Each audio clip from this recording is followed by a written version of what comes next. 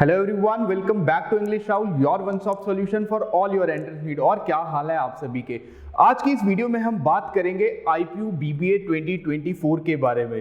गुरु Govind Singh Indraprastha university BBA 2024 ये इसलिए लेके आया हूं क्योंकि बीबीए आईपीयू का सबसे ज्यादा पॉपुलर है। दिल्ली के जो बच्चे हैं उनको पता होगा कि दिल्ली में गुरु गोविंद सिंह इंद्रप्रस्थ यूनिवर्सिटी सबसे पॉपुलर यूनिवर्सिटी है फॉर बीबीए, क्योंकि डीयू बीबीए करवाता नहीं है। अंबेडकर यूनिवर्सिटी दिल्ली में उतनी नंबर ऑफ सीट्स नहीं है, और उसके बाद डीएसयू एकदम नया है। तो सबसे ज्यादा जो सीट्स है और जो सबसे ज्यादा कैंडिडेट्स अप्लाई करते हैं वो करते हैं गुरु गोविंद सिंह इंद्रप्रस्थ यूनिवर्सिटी में फॉर बीबीए। तो आज की इस वीडियो में हम जानेंगे क्या एलिजिबिलिटी क्राइटेरिया है, एग्जाम पैटर्न क्या रहता है, एग्जाम आईपीयू का सीयूईटी के स्कोर कार्ड पे होगा या आईपीयू अपना एंट्रेंस लेगा, टोटल सीट्स कितनी है, टोटल कॉलेजेस कितने हैं। तो इन सभी टॉपिक्स पे बात करते हैं। चलिए स्टार्ट करते हैं।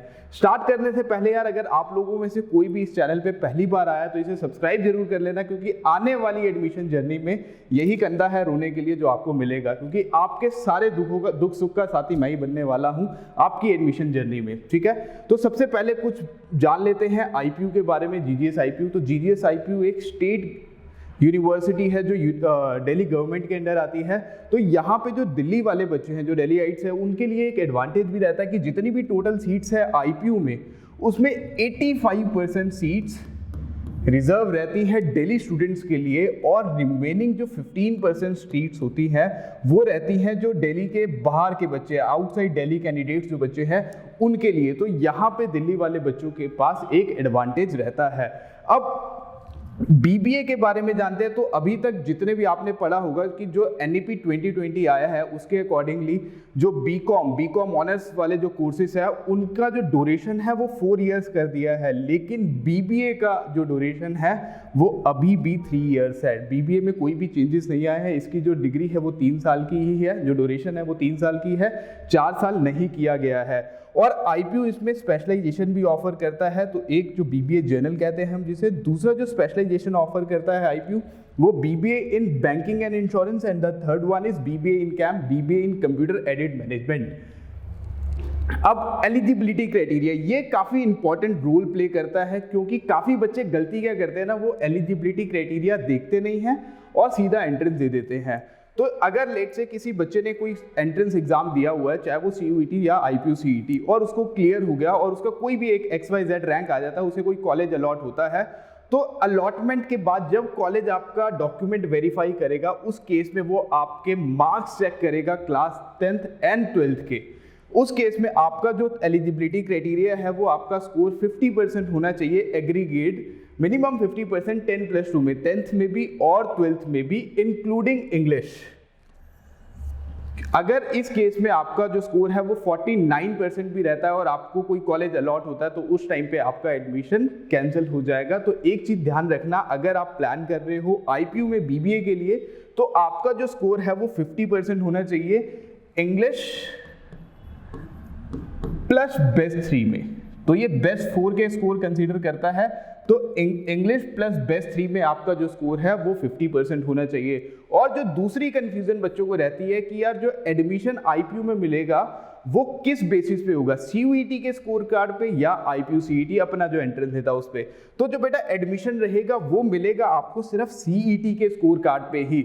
सीयूईटी पे भी मिलेगा, लेकिन वो फर्स्ट प्रेफरेंस देगा जिन बच्चों ने आईपीयू का अपना एंट्रेंस दिया होगा, CET common entrance test. CUET पे कब देता आईपीयू एडमिशन, जब आईपीयू सीईटी से बच्चों ने अप्लाई किया और उसके बाद अगर सीट वेकेंट रह जाती है तो वो सीयूईटी का स्कोर कार्ड कंसीडर करेगा, अदरवाइज नहीं करेगा। तो अगर आप प्लान कर रहे हो आईपीयू के लिए तो आपको सीईटी जरूर देना है। ठीक है, सीयूईटी भी देना है। सीयूईटी आपके अगर और जो यूनिवर्सिटी, लेट से अंबेडकर यूनिवर्सिटी दिल्ली या डीएसयू या डीयू में आप कोई और प्रोग्राम प्लान कर रहे हो, लाइक बीकॉम के लिए या बीकॉम ऑनर्स के लिए, तो आपको सीयूईटी देना है। लेकिन अगर आप प्लान कर रहे हो, आपका प्लान सिर्फ गुरु गोविंद सिंह इंद्रप्रस्थ यूनिवर्सिटी है और उसमें भी बीबीए के लिए, तो आपको सीईटी देना होगा।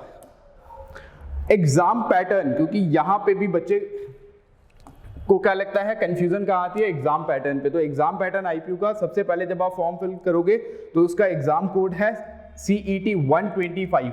एग्जाम मोड क्या रहेगा, पहले ये पेपर कंप्यूटर बेस्ड होता था। जब पहले की बात करूं मैं, लास्ट ईयर से पहले 2022 तक ये एग्जाम होता था सीबीटी मोड पे, लेकिन 2023 में जो एग्जाम हुआ था वो पेन पेपर मोड पे हुआ था। तो अब ये पेपर जो होगा वो होगा पेन पेपर मोड पे, ठीक है। क्वेश्चन टाइप पूरा पेपर होगा, एमसीक्यू टाइप क्वेश्चंस होंगे यहाँ पे। टोटल क्वेश्चंस आते हैं एग्जाम में 100 और जो ड्यूरेशन मिलता है इस एग्जाम के लिए वो मिलता है 150 minutes. Marking scheme every correct answer पे +4 और एवरी रॉन्ग आंसर पे -1 की नेगेटिव मार्किंग।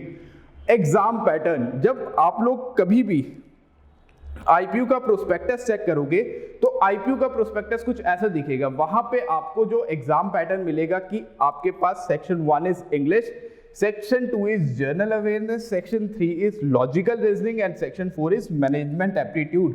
तो काफी बच्चे कहते हैं कि सर यही है एग्जाम पैटर्न, लेकिन जब वो एग्जाम देने जाते हैं तो वहां पे एक सेक्शन और मिलता है जो मिलेगा उनको लॉजिकल रीजनिंग के साथ क्वांट्स इज मैथ्स। तो अगर अभी तक आपके मन में ये है कि यार नहीं मेरा मैथ्स, आईपीयू मैथ्स कंसीडर नहीं करता है, आईपीयू में क्वांट्स नहीं आता है, तो बेटा जब आप उसके प्रीवियस ईयर्स के पेपर उठा के देखना, वहां पे आपको मैथ्स देखने को मिलेगा। प्रोस्पेक्टस में कहीं नहीं मिलेगा, आप उसका प्रोस्पेक्टस का लिंक भी मैं डाल दूंगा, आप चेक करना, वहां पे कहीं नहीं मिलेगा। उसी के साथ साथ मैं आईपीयू के प्रीवियस ईयर्स के पेपर का लिंक भी नीचे डाल दूंगा, आप डिस्क्रिप्शन में आप जाके चेक करो।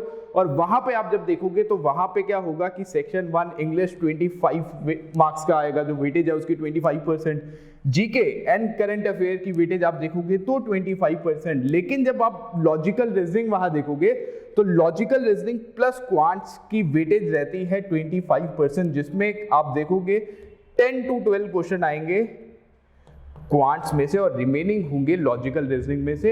And the fourth section is management aptitude, जिसकी वेटेज रहेगी 25%। तो एवरी सेक्शन की जो वेटेज रहेगी वो रहेगी 25%, पर क्वांट्स इसमें ऐड हो जाएगा। आप लोग इसका स्क्रीनशॉट ले सकते हो, मैं स्क्रीन से हट जाता हूँ, इसका स्क्रीनशॉट ले लेना।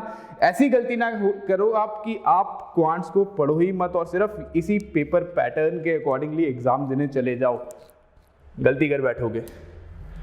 अब आ जाते हैं इसके कॉलेजेस के बारे में। तो टोटल कॉलेजेस जो आईपी में है बीबीए के लिए वो 44 कॉलेजेस है जो बीबीए ऑफर करते हैं, और जो टोटल सीट्स है वो 800 प्लस है। आईपीयू की एक चीज और, एक खास बात और है कि आईपीयू में कुछ कॉलेजेस ऐसे हैं जो एडमिशन देते नहीं है, एडमिशन बांटते हैं। आपको काफी सारे ऐसे कॉलेजेस मिलेंगे आपको जो आईपीयू में, जहां पे आपको सिर्फ सीईटी का स्कोर, आपको एंट्रेंस देना, स्कोर कुछ भी हो मैटर नहीं करेगा, आपको एडमिशन मिल जाएगा। लेकिन उस कॉलेज की कैटेगरी कैसे होगी ये आपका एक मेजर रोल प्ले करता है। अब मैं एक चीज और बताऊं, आईपीयू के जितने भी कॉलेजेस है, आईपीयू अपने कॉलेजेस को खुद रैंक देता है। तो आईपीयू में 3 रैंकिंग के कॉलेजेस मिलेंगे, पहले A+ कैटेगरी के कॉलेज, फिर A कैटेगरी के कॉलेज, फिर B कैटेगरी के कॉलेज। अब आप जब आपको एडमिशन मिलेगा जो भी कॉलेज से, क्योंकि काफी बार ऐसा भी होता है कि आपको एंट्रेंस से पहले ही आपके पास कॉल्स आने लग जाएंगे, या जिन बच्चों ने अभी क्लैट दिया होगा उनके पास कुछ कॉलेजेस से कॉल आ रहे होंगे। तो आप एक चीज मेक श्योर कर लेना, आप ये जरूर देख लेना कि उस कॉलेज की रैंकिंग क्या है, वो किस कैटेगरी का कॉलेज है। मैंने कहा ना कि जो कॉलेजेस आपको एडमिशन बांटते हैं वो ऑब्वियस ही बात है कि इस रैंक के कॉलेज होंगे तभी वो बांट रहे हैं। आप कभी जाओ एमएसआई में, एंट्री नहीं मिलती है भाई गेट पे, ठीक है।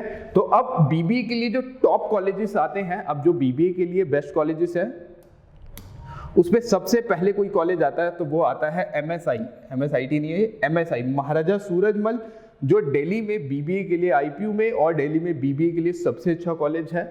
एमएसआई जनकपुरी में है ये। उसके बाद रैंक 2 पे इसमें आता है VIPS, Vivekananda institute of professional studies, जो कि पीतमपुरा में है। तीसरा कॉलेज इसमें आता है Maharaja Agrasen institute of management studies, यहाँ पे भी महाराजा अग्रसेन 2 है, तो ये MAIT नहीं, यहाँ पे आता है Maharaja Agrasen institute of management studies, जो रैंक 3 पे आएगा। 4th पे आएगा जिम्स रोहिणी, 5th पे gyms Vasant Kunj, and 6th पे जो आएगा वो है IITM। कॉलेजेस की लिस्ट बहुत बड़ी है, उसका लिंक भी मैं डिस्क्रिप्शन में डाल दूंगा, आप जाके चेक कर लेना। और अगर आप लोग भी प्लान कर रहे हो आईपीयू के लिए, आईपीयू 2024 के लिए फॉर BBA, BCA, BJMC या होटल मैनेजमेंट के लिए, तो आप हमारे बैचेस ज्वाइन कर सकते हो। जो पहले से बच्चे पढ़ रहे हैं आपको पता होगा कि ASUG की तरफ हमारा जो कोचिंग का नेम है वो है ASUG, और ASUG से काफ़ी सारे बच्चे हैं जो आईपीयू में पढ़ रहे हैं अभी, चाहे वो ऑल इंडिया लास्ट ईयर की रैंक की बात करूँ तो all India rank 27, all India rank 11, all India rank 13।